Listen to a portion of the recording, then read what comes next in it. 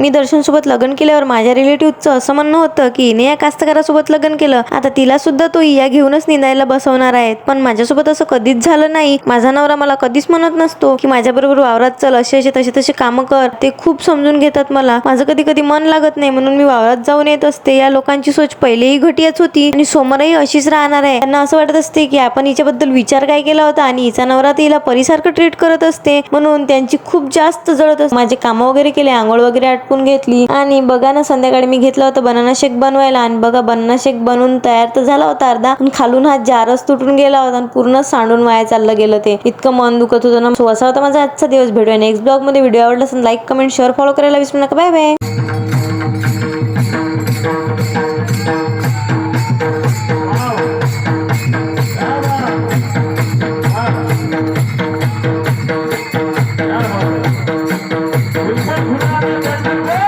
Bravo.